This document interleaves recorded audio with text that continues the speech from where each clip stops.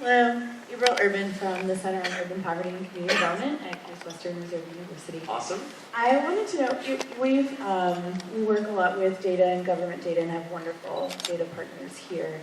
And I wanted to know if you had any thoughts when we try to start to facilitate conversations about data and these types of issues.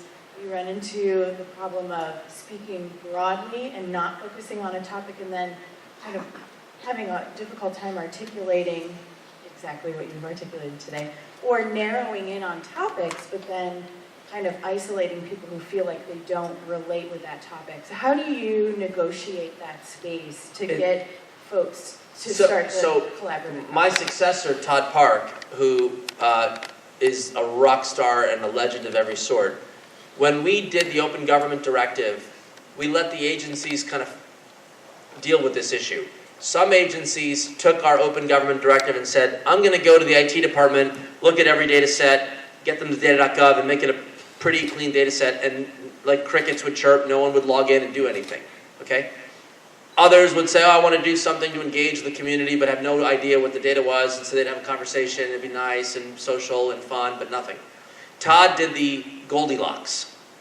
He held a summit at the Institute of Medicine with 50 people. 25 internet heroes like Tim O'Reilly, 25 healthcare heroes like Don Berwick. And these two legends had never met each other.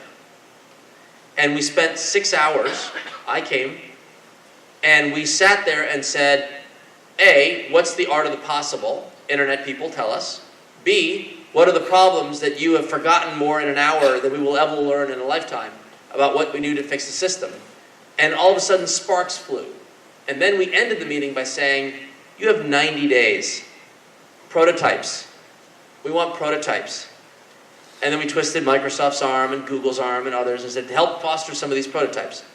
And it was amazing, 90 days later, the kind of creativity. One small example, a Google physician grabbed data from Hospital Compare about how horrible it was to have a heart attack in various parts of the country, quality measures, other measures, and he created a metric which is, where's the best place in New York to have a heart attack?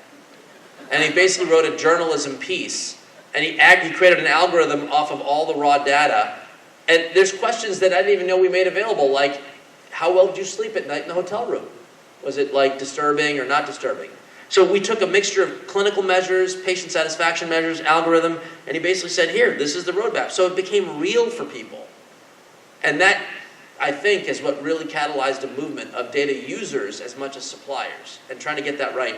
And that's why the incentive thing matters, because you have users and suppliers in the current world where it's all charity-driven, you get a little bit of outcome, but you put an economic motive, we're going to make it more efficient, less costly per housing voucher on bad outcome of people going to the wrong location.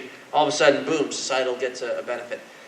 My final comment to you on the poverty thing is administrative data, not just aggregate statistics. We've got to move beyond, like in aggregate, this is what's happening, to like Susie has been struggling in this way, so that we can start linking data about Susie with her permission and engagement so we can actually tackle these things in a more holistic way.